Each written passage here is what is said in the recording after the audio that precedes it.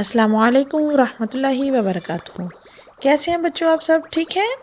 الحمدللہ۔ پیارے بچوں، آج ہم کرنے جا رہے ہیں اپنی حدیث نمبر 3، اور ہماری حدیث نمبر 3 کا موضوع کیا ہے؟ ہماری حدیث نمبر 3 کا موضوع ہے غصہ۔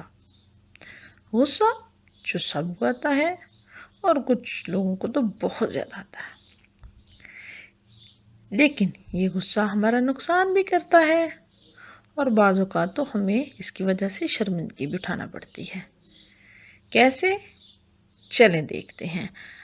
آج ہم اپنی حدیث نمبر 3 کے موضوع غصہ اور اس کے ساتھ ایک مزے کی کہانی کو۔ پیارے بچوں، حدیث نمبر 3 جس کا موضوع غصہ ہے، کچھ اس طرح سے ہے: قال رسول اللہ صلی اللہ علیہ وسلم لا تغضب لا تغضب لا تغضب۔ پیارے بچوں، اس حدیث کا ترجمہ ہے غصہ مت کرو، اور یہ حدیث صحیح البخاری کی 6116 نمبر 6116 ہے۔ پیارے بچوں، اس حدیث کے ساتھ جو کہانی آج ہم سنیں گے اس کا نام ہے حابیل اور قابیل۔ پیارے بچوں، آئیں سب سے پہلے ہم اپنے پیارے نبی صلی اللہ علیہ وآلہ وسلم کی اس بات کو ذرا سا سمجھ لیتے ہیں کہ ہمارے پیارے نبی صلی اللہ علیہ وآلہ وسلم نے فرمایا کہ غصہ مت کرو۔ غصہ کرنا اسلام میں حرام قرار دیا گیا ہے۔ پیارے بچوں، غصہ شیطان کی طرف سے ہوتا ہے، اور شیطان ہمیں غصہ دلا کر ایسے کام کرواتا ہے جس سے اللہ تعالی ہم سے ناراض ہو جائے اور ہم جنت سے دور ہو جائیں۔ تو پیارے بچوں، غصہ کرنے والا ہمیشہ اپنا ہی نقصان کرتا ہے۔ آج میں آپ کو ایک ایسی کہانی سناؤں گی جو اس دنیا میں آنے والے سب سے پہلے انسان آدم علیہ السلام کے بیٹوں کی ہے۔ پیارے بچوں، آدم علیہ السلام کے 2 بیٹے حابیل اور قابیل تھے۔ وہ دونوں آپس میں بہت پیار اور محبت سے رہتے تھے، لیکن جو ہی وہ دونوں بھائی تھوڑے تھوڑے سے بڑے ہونے لگے، شیطان نے ان کو بہکانا شروع کر دیا۔ پیارے بچوں، شیطان ان کے دلوں میں وسوسے ڈالتا اور ان کو ایسی باتیں سکھاتا جو کہ ان کو معلوم نہیں تھیں۔ پیارے بچوں، ان دونوں بھائیوں میں حابیل جو کہ چھوٹا تھا، وہ بہت سمجھدار تھا اور بہت نیک دل تھا۔ وہ شیطان کی باتوں میں نہیں آتا تھا، لیکن قابیل کے دل میں شیطان نے اپنے بھائی کے خلاف غصے اور نفرت کے جذبات ڈالنے شروع کر دیے۔ قابیل یہ سمجھنے لگا کہ اس کے بابا حضرت آدم علیہ السلام اسے بالکل پیار نہیں کرتے، اور حابیل سے تو بہت پیار کرتے ہیں۔ اس وجہ سے اس کو حابیل پر بھی اور اپنے بابا پر بھی بہت زیادہ غصہ آتا۔ پیارے بچوں، ایک دن ایسے ہوا کہ وہ دونوں بھائی پہاڑ کی ایک اوپر والی چوٹی پر کام کر رہے تھے کہ اچانک قابیل کا پاؤں ایک پتھر کے اوپر سے پھسلا، اور قریب تھا کہ وہ نیچے بہت دور گڑھے میں جا گرتا، لیکن فوراً اس کے بھائی حابیل نے آگے بڑھ کر اس کا ہاتھ پکڑا اور اس کو بچا لیا۔ اس سے قابیل کے دل میں اپنے بھائی کے لیے غصے اور نفرت کے جذبات کچھ کم ہوئے، مگر پیارے بچوں، شیطان نے پھر اس کو ورگلانا شروع کر دیا۔ پیارے بچوں، اب قابیل بے جا مطالبے کرنے لگا اور اپنے بابا کو اور بھائی کو پریشان کرنے لگا۔ پیارے بچوں، ایک دن قابیل اپنے بابا حضرت آدم علیہ السلام سے کہنے لگا کہ آپ تو حابیل سے ہی پیار کرتے ہیں، مجھ سے تو بالکل پیار نہیں کرتے، جبکہ ایسا نہیں تھا۔ ان کے بابا نے ان کو بہت سمجھانے کی کوشش کی کہ میں تم دونوں سے ہی بہت پیار کرتا ہوں، لیکن قابل اس بات کو ماننے پر تیار نہیں تھا۔ ایک دن ایسا آیا کہ اللہ کے حکم سے حضرت آدم علیہ السلام نے دونوں بھائیوں کو بلایا اور بتایا کہ اللہ تعالیٰ نے میرے بعد تم دونوں میں سے اپنا اگلا خلیفہ چن لیا ہے، لہٰذا اللہ کے حکم کے مطابق میرے بعد حابیل دنیا میں انسانوں کا خلیفہ ہوگا، کیونکہ وہ زیادہ سمجھدار ہے اور نرم دل ہے۔ اس پر قابل کو بہت غصہ آیا۔ اس نے کہا کہ نہیں، ایسا نہیں ہو سکتا، خلیفہ تو میں ہی بنوں گا۔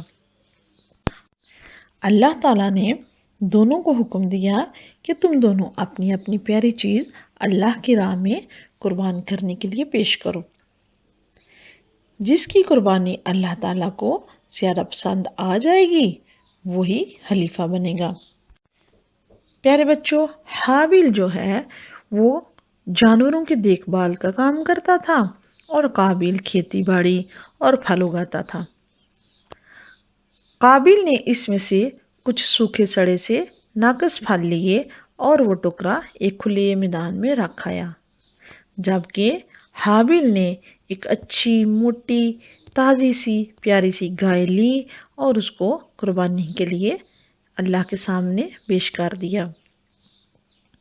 پیارے بچوں، ان دونوں کی قربانی لینے کے لیے آسمان سے ایک بجلی آئی اور وہ بجلی حابیل کی گائے کو اٹھا کر لے گئی، جبکہ قابل کی قربانی کو اللہ تعالیٰ نے پسند نہیں کیا، لہٰذا وہ وہیں پڑی رہ گئی۔ اس بات نے قابل کے دل میں نفرت کے جذبات اور بھی زیادہ بڑھ دیے۔ پیارے بچوں، اب تو قابل ہر وقت غصہ میں رہنے لگا اور بات بات پر لڑائی کرنی شروع کر دی۔ پیارے بچوں، ایک دن ایسے ہوا کہ وہ اپنے بابا کے پاس گیا اور ان سے کہنے لگا کہ میں تو اپنی اس بہن سے شادی کروں گا جس کی شادی حابیل سے ہونے والی تھی۔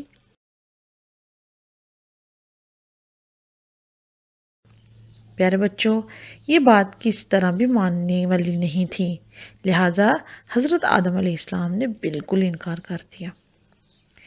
پیارے بچوں، قابل اس بات کو سمجھنے کو بالکل تیار نہیں تھا کہ اس فیصلے کے پیچھے حقیقت اور سچ ہے، لہٰذا اس نے غصہ میں آ کر اپنے بھائی حابیل کو قتل کرنے کا فیصلہ کر لیا۔ پیارے بچوں، ایک دن دونوں بھائی جنگل میں کام کر رہے تھے کہ قابل نے موقع پا کر اپنے بھائی کو مار ڈالا۔ پیارے بچوں، دنیا میں مرنے والا حابیل سب سے پہلا انسان تھا، اس لیے قابل کو اب یہ فکر لگ گئی کہ میں حابیل کو کہاں چھپاؤں۔ وہ نہیں جانتا تھا کہ اس انسان کو فوت ہونے کے بعد اس کے ساتھ کیا کیا جاتا ہے۔ پیارے بچوں، اللہ تعالیٰ نے اسی وقت ایک کوے کو اس جگہ پر بھیج دیا۔ وہ کوا اپنے ایک مرے ہوئے کوے بھائی کی ڈیڈ باڈی کے ساتھ وہاں پر موجود تھا۔ پیارے بچوں، اس کوے نے زمین کھودنا شروع کر دی اور جب اس زمین کو خوب کھود لیا تو اس میں اپنے مرے ہوئے کوے کو رکھ کر اس کے اوپر مٹی ڈالی اور اس کو زمین کے اندر دفنا دیا۔ لہٰذا قابل کو بھی اس سے یہ ترکیب مل گئی اور اس نے گڑھا کھود کر اس میں اپنے بھائی حابیل کو دفنا دیا۔ پیارے بچوں، اس کو دفنانے کے بعد قابل بہت پچھتایا۔ شیطان نے غصہ دلا کر اسے وہ غلط کام کروا لیا تھا، لیکن اب پچھتانے سے کوئی فائدہ نہیں تھا۔ جب حضرت آدم علیہ السلام کو اس بات کا علم ہوا تو وہ بہت زیادہ پریشان ہوئے، لیکن پیارے بچوں، آپ جانتے ہیں کہ حابیل کے مرنے کے باوجود بھی قابل کو نہ تو اللہ تعالیٰ نے خلیفہ بنایا اور نہ ہی اس کی شادی اس لڑکی سے کی جس سے وہ شادی کرنا چاہتا تھا، بلکہ اس کی جگہ پر حضرت آدم علیہ السلام کو ایک اور پیارا سا بیٹا دیا جو کہ بڑا ہو کر ان کے بعد خلیفہ بنا۔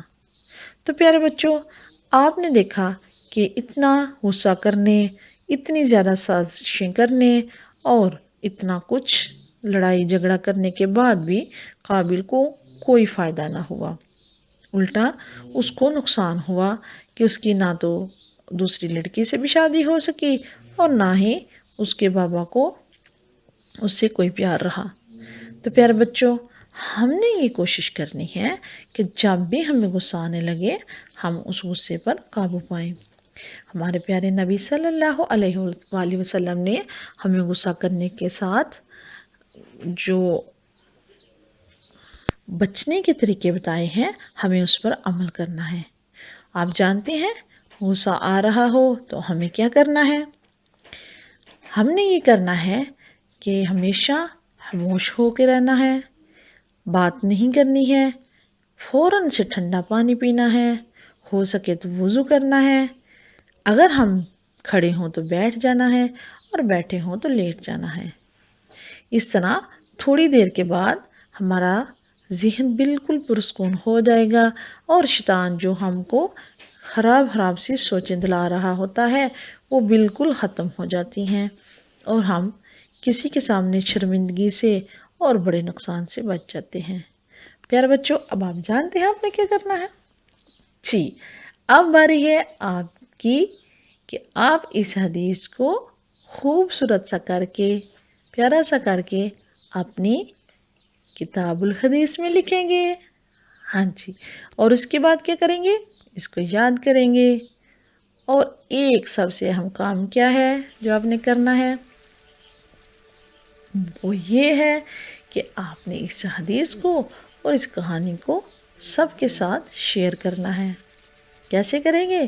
اپنے دادا ابو دادی امی کو سنائیں گے، نانا ابو نانی امی کو سنائیں گے، اپنے دوستوں کو، چھوٹے بہن بھائیوں کو یا پھر اپنے ماما بابا کو، جو بھی آپ کو یہ کہانی سننے والا ملے گا اس کو آپ یہ کہانی سنائیں گے۔ اور آپ جانتے ہیں حدیث سنانے سے آپ کو کیا ملے گا؟ جی پیارے بچوں، اگر آپ یہ کہانی اور یہ حدیث سب کو سنائیں گے تو اللہ تعالیٰ قیامت کے دن آپ کے چہرے کو روشنی دے گا۔ معلوم ہے کیسی روشنی؟ بالکل ایسی روشنی جیسے ستارے چمکتے ہیں تو ان میں سے روشنی نکلتی ہے۔ پیارے بچوں، پھر ملیں گے ایک پیاری سی حدیث اور ایک بہت ہی مزے کی کہانی کے ساتھ۔ السلام علیکم ورحمۃ اللہ وبرکاتہ۔